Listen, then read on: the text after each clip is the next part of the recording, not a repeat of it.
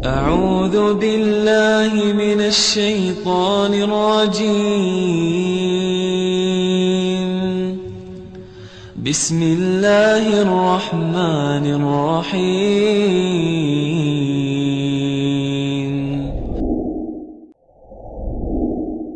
Ustaz, tolong bagi ilmu untuk cara menghadapi fitnah Dajjal. Fitnah Dajjal ada dua. Ada Dajjal dan Masih Dajjal. Dajjal misal ada Masih Ad-Dajjal. Beda.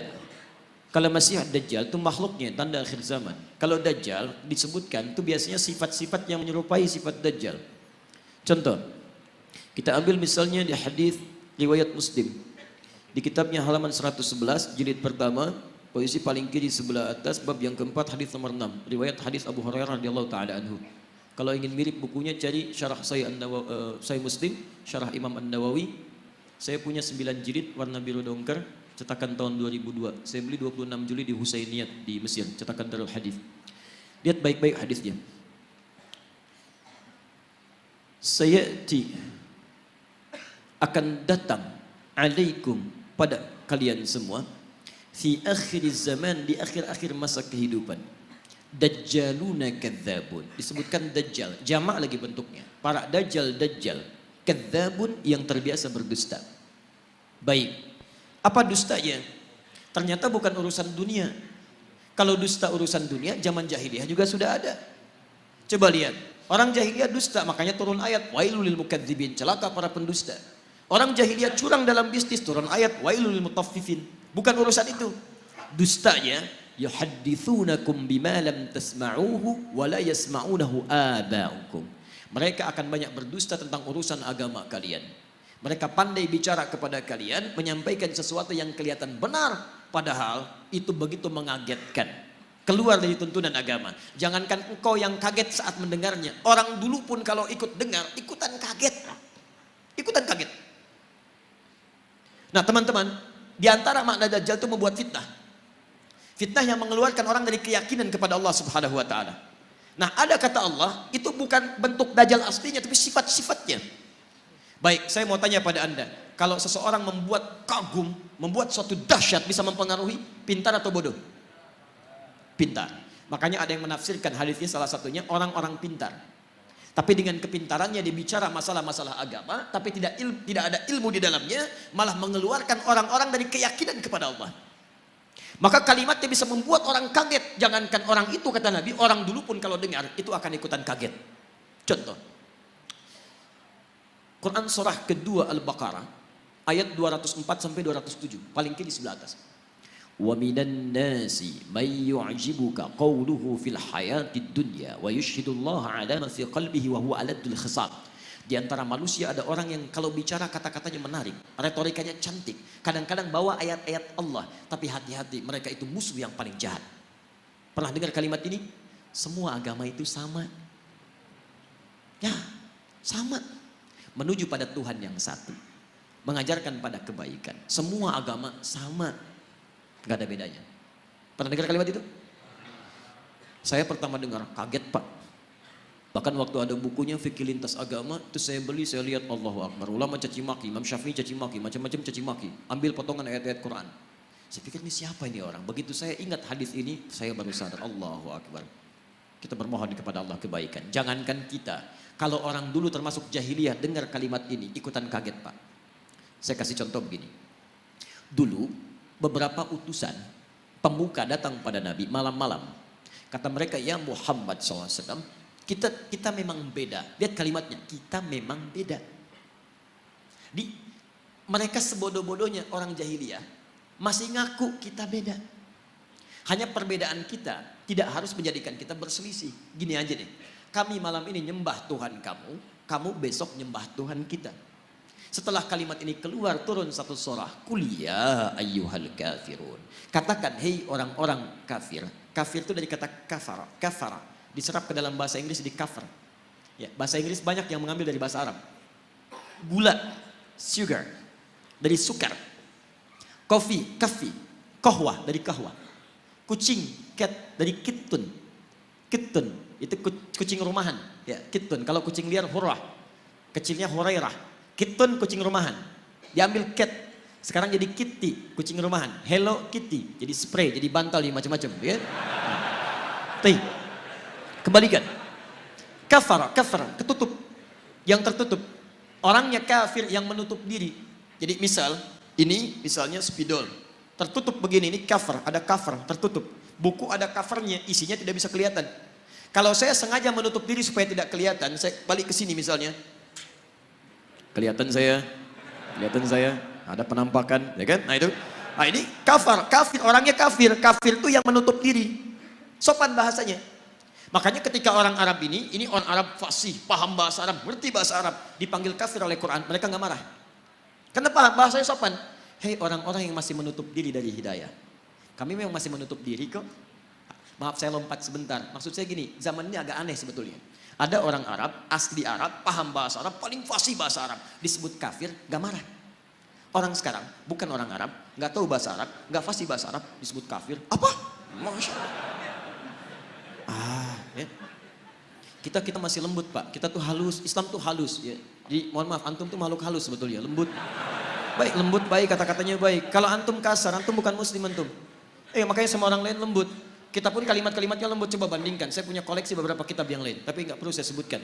Di satu kitab, orang yang tidak sekeyakinan itu disebut dengan domba, tersesat lagi, domba-domba yang tersesat. Kita masih halus tuh, menggunakan kata kafir. Tapi ini perbandingan, kalau tidak sepakat kita dialogkan ya. Dia jangan cepat marah, saya pulang dari sini jadi tersangka lagi gitu. Nah, sekarang lihat. Kata orang jahiliyah ini, kita memang beda. Sejahiliyah-jahiliyahnya dia mengatakan kita beda. Kenapa ada orang pintar yang setelah keluar dari jahiliyah, dia mengatakan semua agama sama. Itu kalau kedengaran orang jahiliyah, ikutan kaget mereka. Sebodoh-bodohnya orang jahiliyah mengatakan kita beda. Makanya ketika risalah Islam datang, mereka merasa ini beda. Ada perbedaan. Ada penolakan dari mereka karena berbeda. Orang sekarang tiba-tiba, Masya Allah. Saya katakan kepada Anda, maaf ya. Yang bilang semua agama sama, itu pintar atau bodoh? Bodoh. Baik, gelarnya ada enggak? Mana ada orang bodoh punya gelar?